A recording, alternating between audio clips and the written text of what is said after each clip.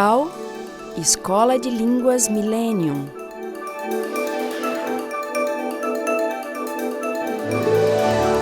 Próton Editora.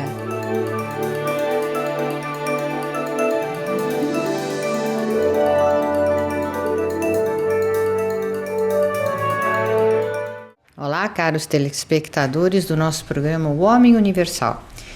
Hoje nós estamos aqui reunidos. Meu nome é Cláudia Pacheco, sou psicanalista.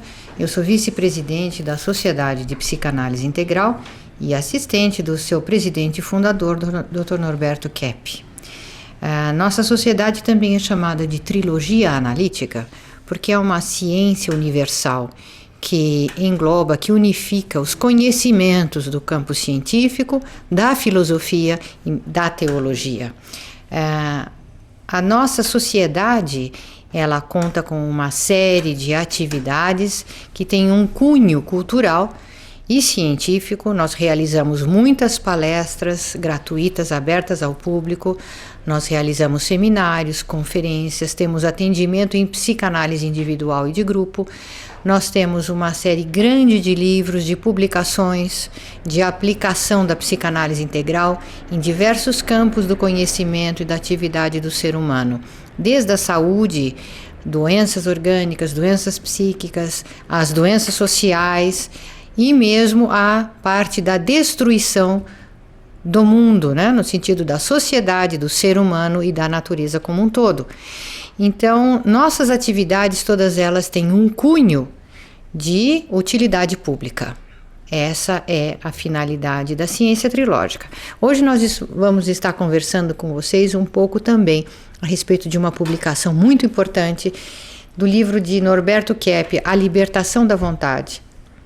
Esse livro foi escrito na França, quando o Dr. Kepp estava trabalhando na Europa, e ele faz aqui uma súmula e também traz conhecimentos importantíssimos a respeito do entendimento da importância da vontade na vida psíquica do ser humano, nas suas emoções, nas suas doenças, nos seus problemas, nos seus sucessos, mas também na vida social, as suas influências na filosofia e na cultura.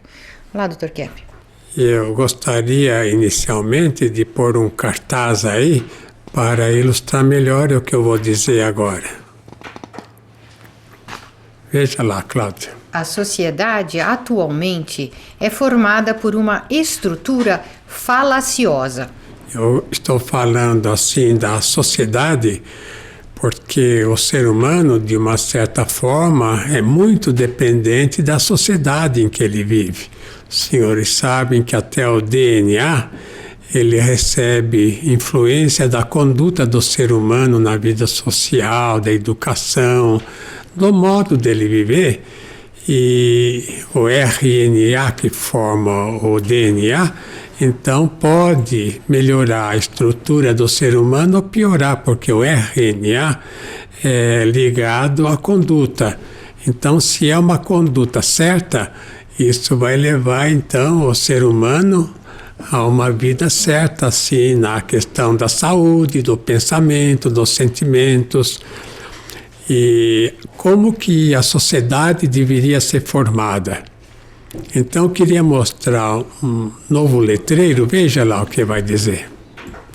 Origem da civilização. A revelação é o principal fundamento. Então veja que eu coloquei 3 elementos, né, que são as bases, não só da sociedade, mas as bases também do ser humano. Então o ser humano e a sociedade são formados basicamente pela teologia, pela filosofia e pela estética, né? E veja que eu coloquei ali na teologia uma revelação. Filosofia seria a revelação também e a estética. Quer dizer, cada um desses setores são fundamentais para que haja equilíbrio na sociedade e equilíbrio no ser humano. Então, sendo uma sociedade assim como está sendo formada, em que outros valores são mais importantes, como, por exemplo, o valor econômico, né, a questão do dinheiro mais importante, ou então fora do dinheiro, outros elementos que não sejam esses três, transtorna a estrutura da sociedade e do ser humano. Por quê, né? Então veja esse outro cartaz aí. Formação do ser humano. Veja que lá no centro está o ser humano, o triângulo, que é formado basicamente na criação, veja, pelo sentimento, né, o amor, pelo raciocínio, que é a verdade, e pela estética, que é a beleza. E no centro, veja, a energia escalar é a que funciona fornecendo ao ser humano esses três elementos. E se o ser humano não segue, então ele cai nas doenças. Então, o que eu quero falar, né, que hoje é um trabalho sobre o meu livro, a libertação da vontade. Não é libertar a vontade para o indivíduo fazer o que ele quer. É o ser humano se livrar da vontade que, em sua maior parte, é doentia. Quer dizer, o ser humano, ele não consegue viver o real como ele é, esse real bom, né? Porque a realidade verdadeira é o que há de bom, de verdadeiro, de belo. Então, o ser humano, se ele não consegue viver isso, então ele está vivendo numa vida diferente do que aquela que ele devia viver, que seria a melhor. Então, quando é que começou, por exemplo, um desvio nesse sentido de deixar a filosofia, que é, o alemão fala Weltanschauung, que é a filosofia de vida, o modo de ver a vida. Então o ser humano começou a deixar isso, colocando ali a vontade. Veja quem começou com esse trabalho. Roger Bacon, 1214, 1294. Então, o que o Roger Bacon, que era um monge da Idade Média, monge lá do século XIII, ele começou a mudar a filosofia, tirar a parte do raciocínio, da razão, e colocou então a vontade como um elemento predominante. Então, qual as ideias do Roger Bacon? Veja lá essa foto. Roger Bacon, século XIII. A primeira fonte do conhecimento seria a autoridade que fornece a fé. Então, a ideia dele era que a fé seria transmitida mais por questões de autoridade, né?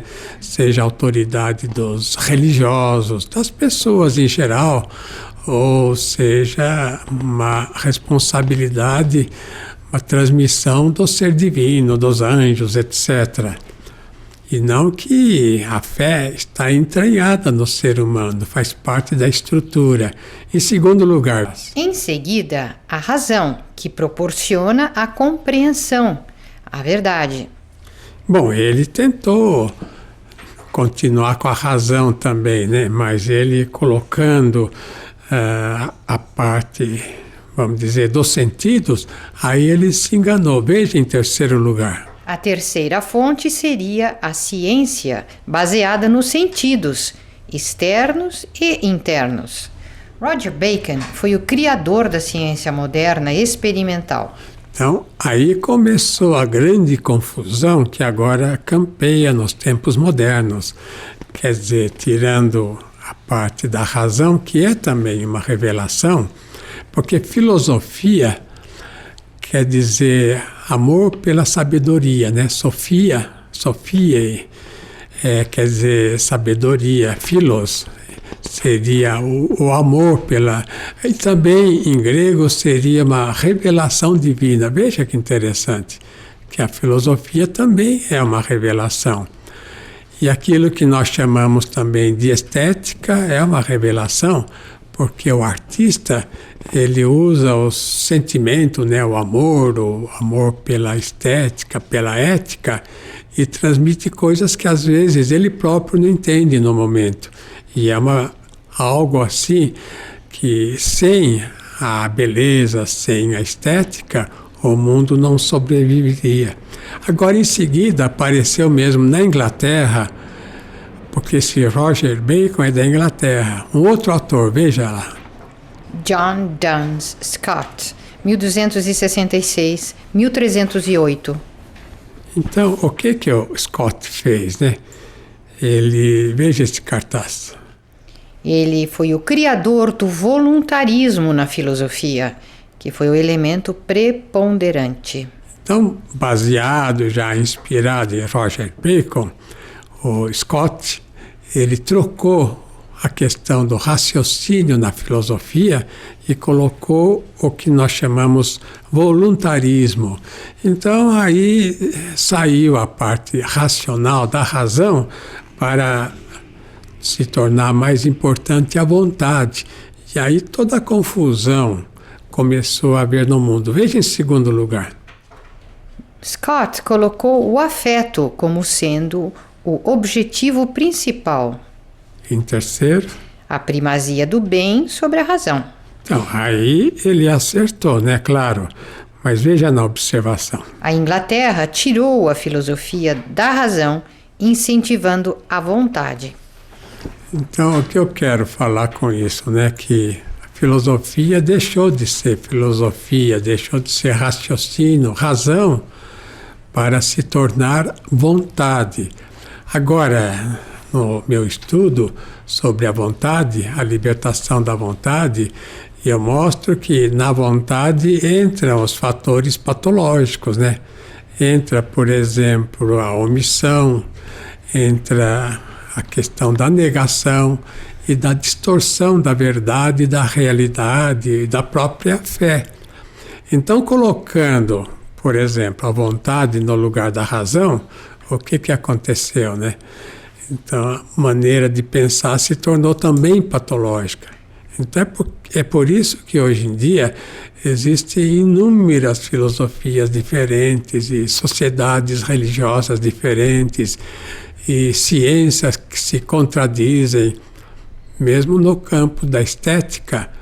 A questão da arte, uma contradiz a outra, uma acha que só a arte antiga era real, outros acham que só a moderna é verdadeira, etc. Então, por causa da colocação da vontade e a retirada da razão da filosofia, é que começou toda essa confusão que agora vige no campo atual. Já voltamos.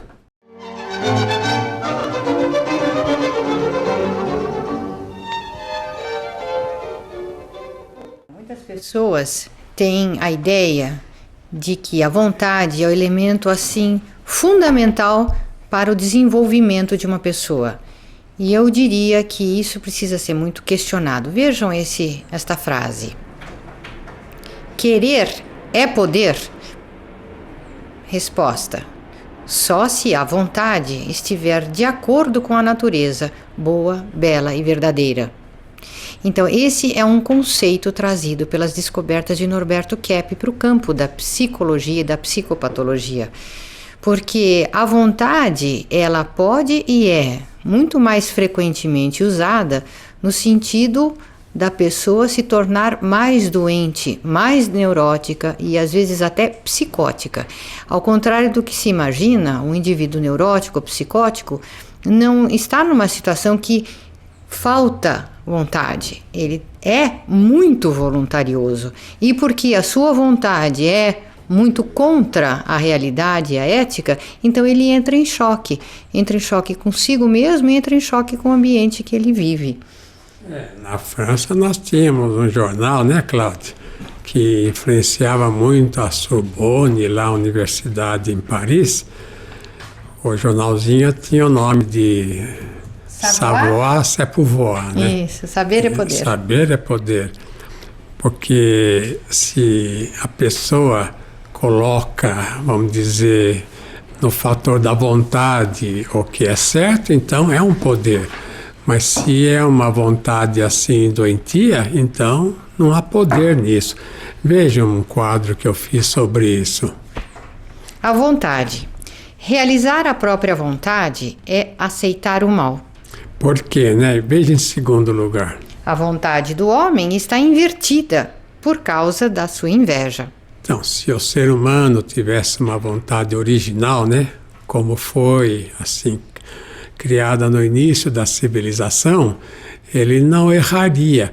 Mas depois, como ele colocou a inveja, né, a soberba, a ira, a vingança, todos os elementos negativos, então a vontade sendo invertida agora, principalmente por causa da inveja, a vontade se tornou um elemento negativo para a vida do ser humano. Então é por isso que fala, cada cabeça uma sentença. Mas se for uma cabeça boa, tem uma sentença boa, mas a maior parte não tem a cabeça totalmente boa, né? Então não podem ter sentenças boas. Veja em terceiro lugar. Inverteu a etiologia da neurose, colocando o instinto como doença. E Kant, né? Veja o quarto. Immanuel Kant diz que o homem quer ser livre para fazer o mal. Então, veja que foi uma discussão muito grande na Europa sobre a questão do instinto. Então, na psicanálise se estudou muito essa questão. Por que o indivíduo ficaria doente? Porque ele teria instintos de vingança, instintos de raiva, instinto disso, instinto daquilo. Mas não é bem a questão de instinto, porque se o instinto foi criado, né, também seria perfeito. Tudo aquilo que existe por si é bom. Então, só aquilo que não existe por si, que é uma deturpação, negação, omissão, é que é patológico. Então, a questão se pôs da seguinte maneira: o que é doentio, né, é um instinto deturpado. Então é mais uma pulsão, Trieb, que fala em alemão. Trieb é a questão assim da vontade. Se o indivíduo gosta daquilo que é bom, ele tem uma vontade, uma pulsão boa. Se ele gosta do que é ruim, ele tem uma pulsão má. Então, é nessa palavra, né, que mostra que pela natureza o indivíduo é bom, mas pela vontade ele é mau. E veja em quinto lugar. Se o indivíduo for muito doente, tudo o que fizer será errôneo. O livro tem o nome A Libertação da Vontade e não Deixar a Vontade Livre. Então notem que se o indivíduo ele pensa de um modo errôneo, é bom que ele tome consciência disso.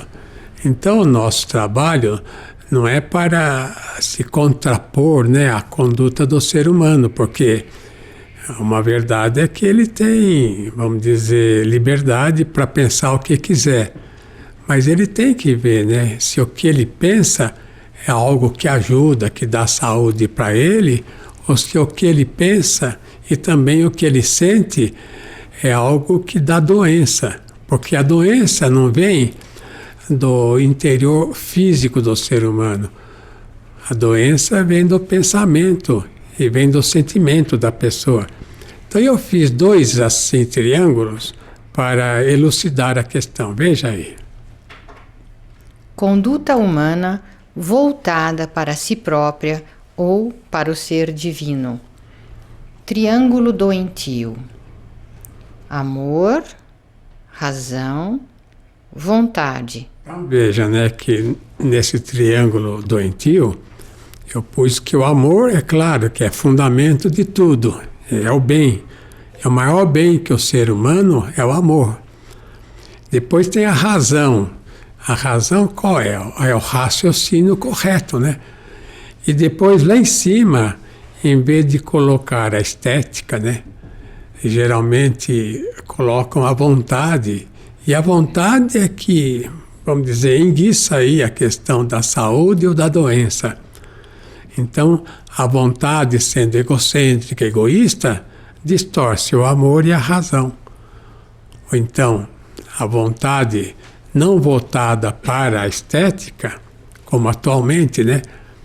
Não há um interesse muito grande que devia ser o fundamental para a vida, se não há um desenvolvimento da estética. A estética, vamos dizer, normal, né?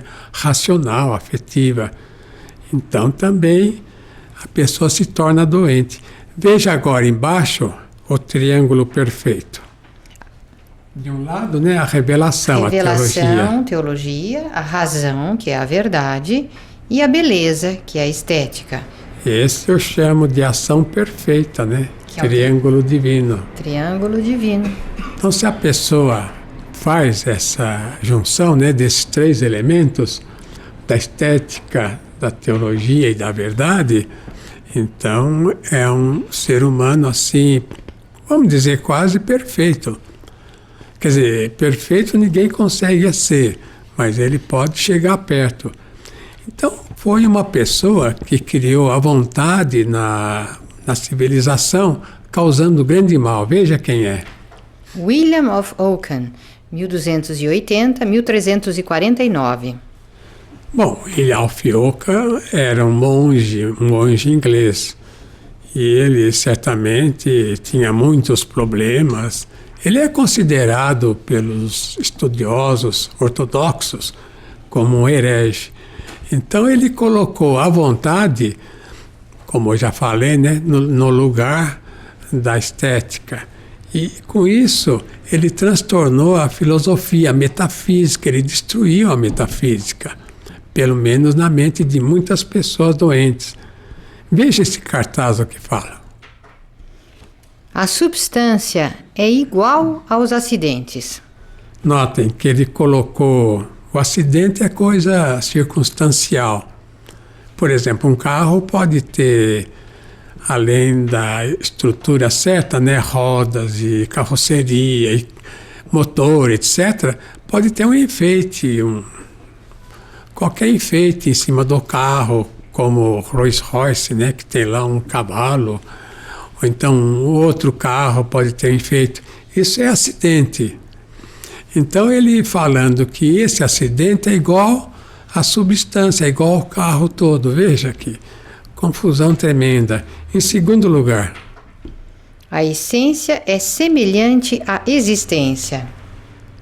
então ele quer dizer que se o indivíduo vive de um modo errado, ele vive conforme uma essência que poderia ser certa e não é. Então a pessoa, porque ele tem uma existência errônea, ele também, vamos dizer, pode ter uma essência pela origem boa, mas que é deturpado pela existência. Veja em terceiro lugar.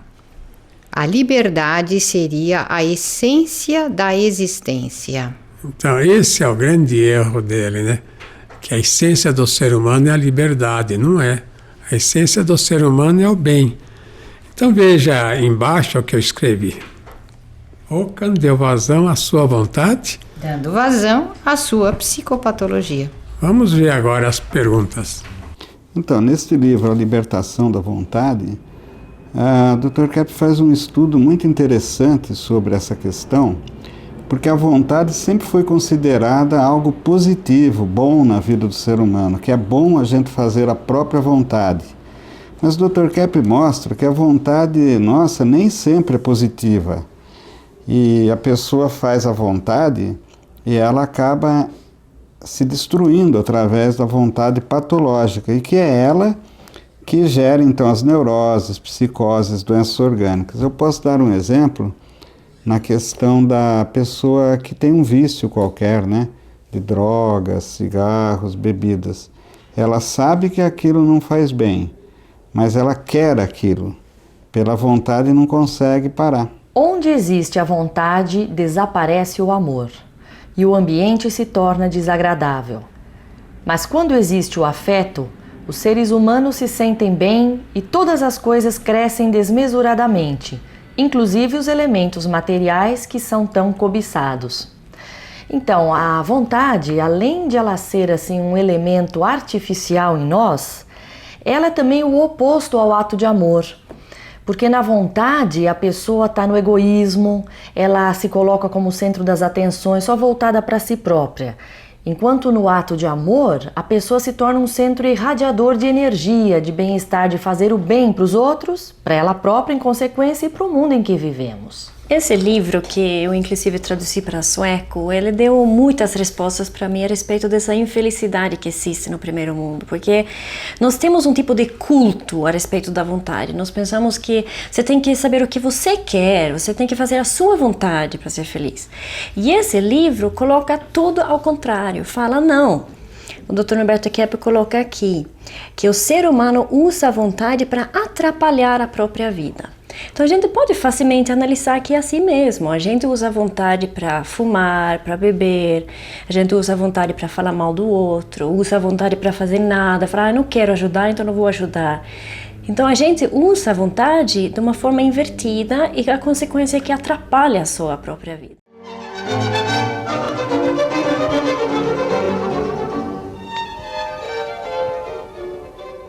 Então, muitas pessoas já mencionaram nesse programa a questão da vontade invertida do ser humano. Essa descoberta da inversão da vontade é uma descoberta completamente original do Dr. Norberto Kepp, que foi realizada em 1977. Ele começou a perceber que o principal problema do ser humano não estava no campo do seu intelecto, não estava no campo dos afetos, mas estava da razão, mas estava principalmente no campo da vontade invertida, ou seja, um desejo que o ser humano tem, um prazer que ele tem em realizar o mal a si mesmo e aos outros. Isso se verifica desde a mais tenra infância. E uma certa rejeição, uma oposição, uma resistência em realizar o bem. Então, tudo que o ser humano tem que fazer de melhor e mais importante, ele deixa para último lugar. Por exemplo, estudar, se dedicar, trabalhar, fazer o bem ao próximo. Enfim, se você for pensar na sua vida, no seu dia a dia, você vai notar que tudo aquilo que você tem que fazer, que é mais importante e melhor para a sua vida, é aquilo que você tem mais resistência. E é isso que Kepp denomina da inversão da vontade. Vejam esse cartaz. A vontade invertida leva o ser humano à sua destruição. Por exemplo, o problema de alcoolismo, o vício com as drogas, o crime e todos os excessos com a comida, com o sexo, com o dinheiro. Todos esses problemas são relacionados ao uso invertido da nossa vontade. Quantas pessoas vêm fazer análise, por exemplo, e dizem, olha, eu pensei que fosse muito mais fácil corrigir os meus vícios. Eu tenho que deixar de fumar, mas não consigo. Eu precisaria deixar de beber, mas também minha vontade me leva a isso. E preciso ter uma disciplina com a minha vida econômica, mas não consigo parar de gastar dinheiro ou deixar de me importar tanto com questões econômicas e colocar assuntos mais importantes em prioridade. Então essa inversão, tudo ao contrário, aquilo que o ser humano precisa para ser feliz, ele deixa lá atrás. E aquilo que é maligno para si e para os outros, ele tem prazer. Eu gostaria de colocar um cartaz aí para ilustrar o que eu vou mostrar agora.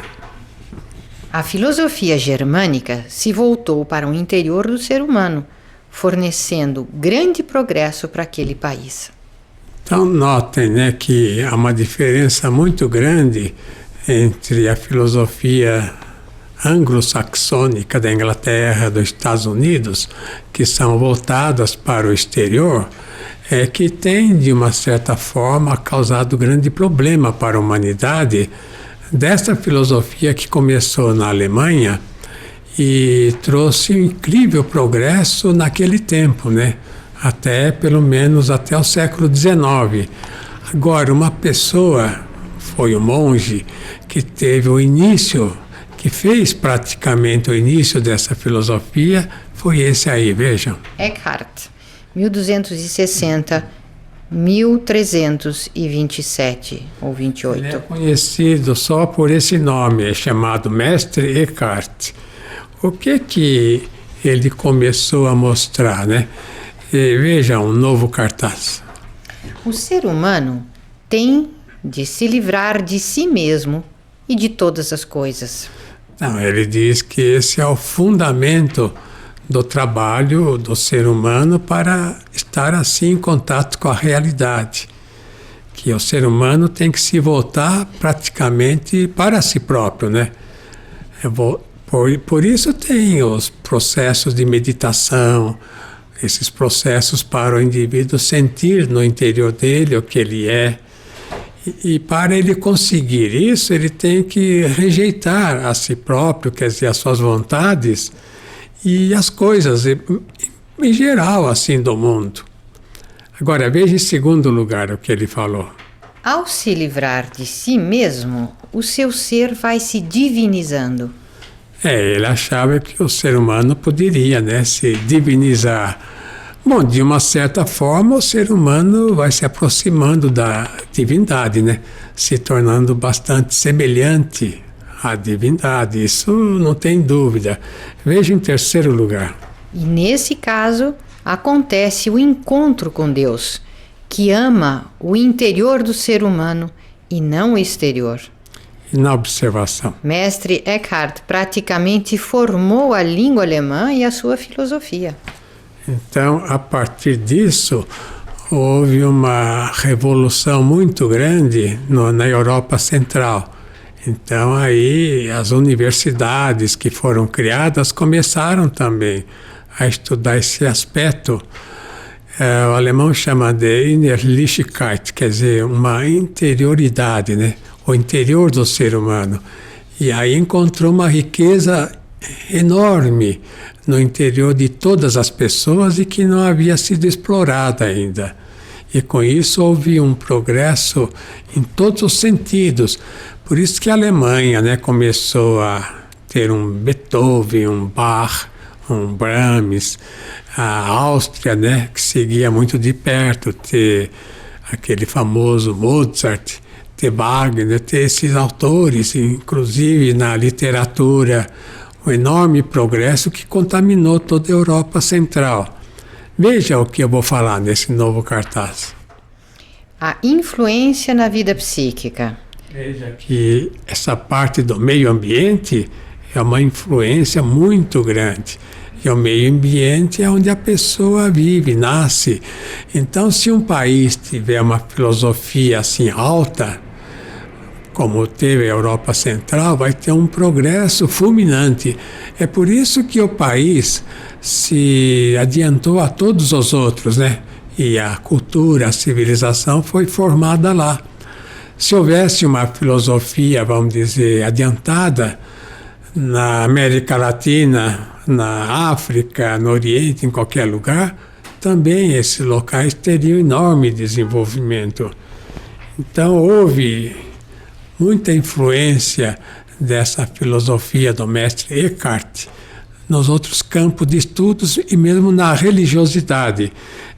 Tem um autor muito importante que escreveu um livro que infelizmente o pessoal não lê muito mais. É que tem uma filosofia incrível, inclusive conhecimentos incríveis de teologia, né? Veja quem é. Thomas Kempis, 1379-1471. Portanto, do século XIV e do século V, né? 15º. 14º, 15º, né? Então, o Thomas Kempis, ele escreveu um livro incrível, mas que poucos agora dão atenção, porque o mundo está muito neurótico, né? Muito exteriorizado. Procurem comprar esse livro, que os senhores vão ter uma influência incrível nas suas vidas. Imitação de Cristo. Então, veja uns dados que ele deu para ser feliz. Desejar ter menos do que mais. Quem não quer muita coisa, um pouquinho que consiga, fica contente, né? Tem muita felicidade. Em segundo lugar, Nunca fazer a própria vontade, mas o que deve. veja a questão da vontade como é terrível, né? Em terceiro lugar, Colocar-se sempre em lugar inferior. todos querem se colocar lá em cima e se colocam, aí ficam doentes por causa da megalomania, né, da soberba. Você é soberbo, acha que sabe tudo. Então, isso cria uma baixa inteligência. Então, veja o final do cartaz, o que eu E escrevi. se estabelece a relação entre a psicopatologia e a orientação religiosa. Eu quero dizer isso, Thomas Kempis, ele escrevendo esse livro, ele fez praticamente uma união entre a psicologia e a religiosidade. Mas vamos ver as perguntas agora. Agir pela emoção constitui provavelmente no maior golpe contra a ética que poderia ter uma pessoa. Bom, naturalmente aqui, quando o Dr. Kepp fala sobre emoção, ele está se referindo aos sentimentos negativos, de arrogância, de inveja, de raiva. E o que se nota é que a pessoa que vive muito essas emoções doentias, de fato, ela tem dificuldade em entender as coisas. Ela não chega a um verdadeiro conhecimento através de um raciocínio correto. E isso é na base uma atitude antiética. Daí a necessidade fundamental de se conter essas emoções doentias, conscientizá-las. Então, neste livro, o Dr. Kepp mostra que o que se contrapõe à vontade é a ética. Ele escreve aqui que ética é a realidade, verdade, assim como a sua ausência constitui a doença, o mal. Em outras palavras, ele está dizendo que nós temos que fazer o que nós devemos fazer. A pessoa tem que fazer o que deve e não o que ela quer. Quando ela se pauta por fazer aquilo que é bom, aquilo que é bonito, aquilo que é verdadeiro, aquilo que ela deve fazer, ela vai ter saúde, vai ter conhecimento. Mas quando ela nega isso, aí ela cai na doença.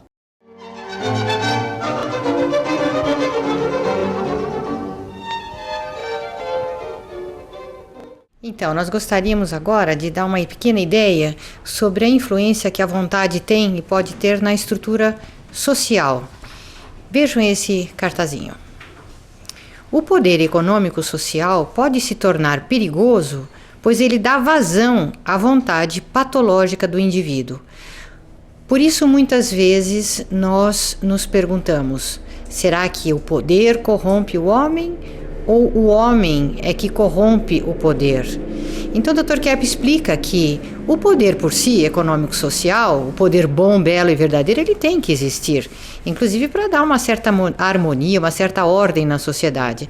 Porém, se uma pessoa ela tem a vontade dela é muito invertida, e se ela galga uma posição de poder econômico-social, ela pode usar essa posição, e muitas vezes usa, para realizar essa patologia, causando muita destruição, muita desavença e muito prejuízo para o seu país e mesmo para outros países, para o povo. Então, a pessoa pode ter até, vamos dizer, bastante poder econômico, social e ser uma pessoa muito boa, porque a questão assim social é consequência da psíquica. Se a pessoa não é muito invejosa, ela se torna muito boa. E pode ser uma pessoa sem poder nenhum econômico, social e ser muito ruim. Porque se ela for invejosa, então ela pode se tornar muito ruim.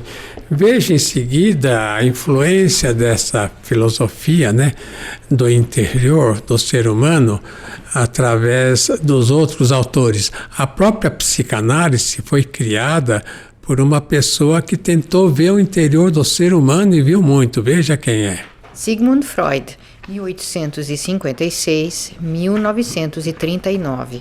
Então, Sigmund Freud, ao contrário dos outros autores, né, que naquele tempo davam mais importância ao aspecto exterior do ser humano, por exemplo, o indivíduo não estava se sentindo bem, os médicos aconselhavam ele ir para estações de água e passear, parar de estudar, ou então, se assim, ficar mais acamado, dormir mais, etc., tomar remédio.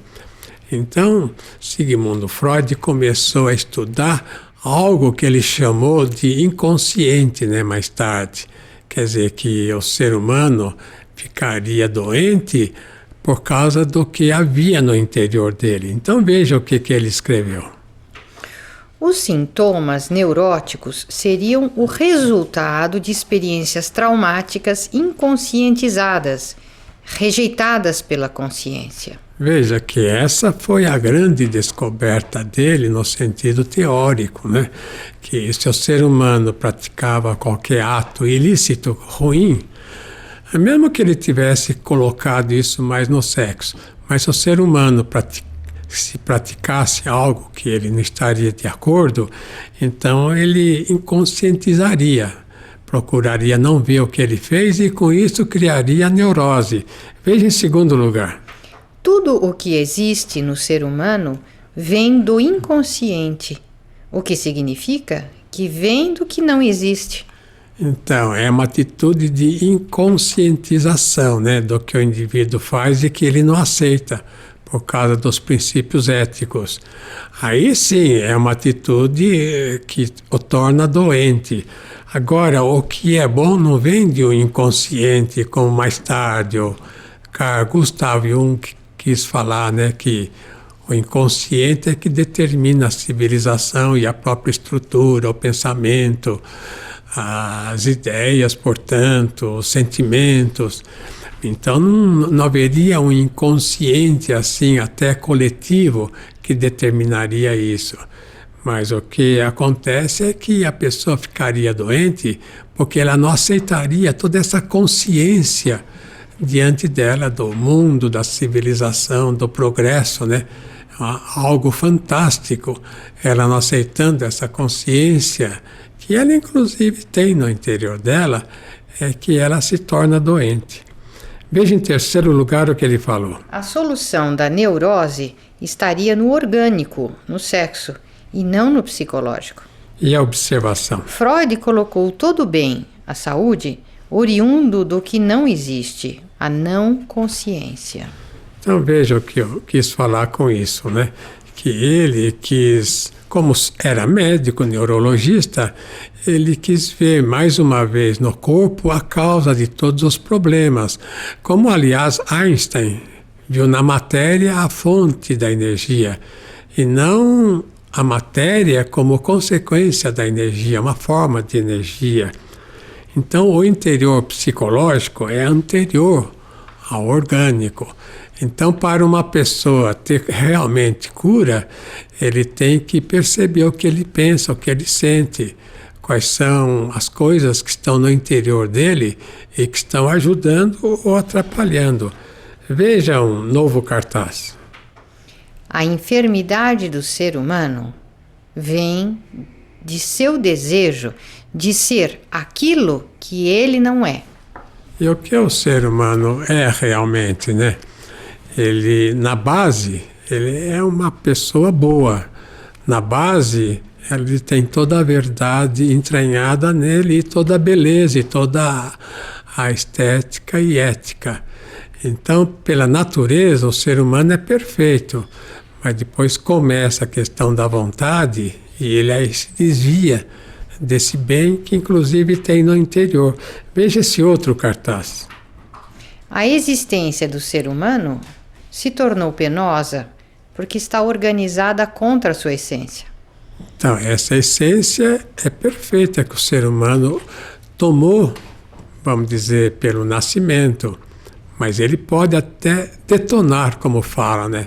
A essência, se ele tem uma conduta muito errada, e é o RNA destruindo o DNA. Veja em segundo lugar. O ser humano banalizou o bem e não o mal, como falou Hannah Arendt. E depois? A essência se identifica com o ser e o ato, e não com o conhecimento. Então, Hannah Arendt, ela falou que o mal estava banalizado, né? Que atualmente o indivíduo fazendo qualquer coisa de ruim, ele não dava muita bola para aquilo, quer dizer, seria secundária na vida dele. Mas eu digo que o ser humano se torna mais doente quando ele banaliza o bem. Por exemplo, ele às vezes reclama o tempo todo porque não é uma pessoa bem na sociedade, rica assim, que tenha muitos bens. Então ele, o que faz? Ele banaliza a vida, porque o fato do indivíduo ter existência é o maior bem que ele tem. E o fato dele ser o que ele é pelo nascimento é o maior bem que ele poderia ter. No entanto, ele banaliza esse bem e põe a culpa em algo externo que ele não tenha. Depois, a essência, né, se identifica com o ser e o ato, e não com o conhecimento. O que eu quero dizer aí, né? É que a essência do ser humano, essa original, é perfeita. E depois, pela existência, pela vontade, pode se tornar doentia. E depois, em quarto lugar. A vida transitória que temos agora prova a existência do universo perene. Notem que o transitório que nós temos, né? Quer dizer, a própria vida rápida que nós temos mostra a existência de uma vida perene, porque só o que é assim transitório é que pode existir no perene. Se não existisse o perene, não existiria o transitório. Então vamos ver as perguntas. O poeta Fernando Pessoa costumava dizer, né? Deus, livra-me de mim mesmo. Ou seja, ele julgava preso por ele próprio. E, de um certo sentido, ele tem razão, porque a maior prisão que uma pessoa pode ter é a sua própria vontade. Ela é escrava, por exemplo, de fazer uma coisa que a destrói, que destrói os seus relacionamentos. Uma pessoa que não consegue parar de agredir, de tomar drogas, de ter um vício qualquer, de fazer tudo errado. Ela é, pode-se dizer, uma escrava. E o caminho para que ela saia disso seria a própria conscientização. A pessoa perceber o que está por trás do que ela faz, essa vontade invertida, para que ela possa tomar um rumo diferente na vida. Só a conduta ética pode fornecer equilíbrio à personalidade, porque é formada pela combinação do sentimento, amor, com o raciocínio, tratando-se então de uma junção de ambos, evitando qualquer exagero extremista. Então ele está mostrando que tanto viver as emoções descontroladas, quanto viver o outro extremo, um intelectualismo, um racionalismo desprovido de sentimento, é uma atitude antiética. Então, contra a essência humana, e só pode trazer maus resultados, seja a nível psíquico, trazendo desequilíbrio, social ou orgânico. Eu gostaria de ler um trechinho agora deste livro. O uso da vontade impede o conhecimento, assim como constitui a fonte de todas as doenças. Então é importante notar nessa frase que nós usamos muitas vezes as nossas emoções de raiva, ira, assim, de fúria, soltando essas emoções justamente no momento em que nós deveríamos usar a razão. Então isso é o uso da vontade assim de uma maneira antiética, com a finalidade de esconder o verdadeiro conhecimento, de conhecer os erros que nós temos e de perceber o mal que realizamos, e com isso impedimos de chegar ao verdadeiro conhecimento que seria o bem, o amor, o afeto. Vontade para o mal passou a ser sinônimo de liberdade. Então, eu gostaria de mostrar um videogame que é o videogame mais vendido no mundo atualmente, que se chama GTA 3, onde você é o ladrão e você vai escalar na hierarquia criminosa na cidade. Você pode roubar, pode matar, pode sequestrar ou fazer qualquer violência à vontade. E o slogan do videogame é justamente: seja bem-vindo à cidade da liberdade. Então, vendo essa associação do ser humano de ser livre quando não precisa fazer o bem. E nesse jornal na Suécia, esse jogo ganhou o melhor nota de todos, justamente por esse fator, que finalmente não precisa ser o bonzinho, agora pode explorar o seu criminoso interior.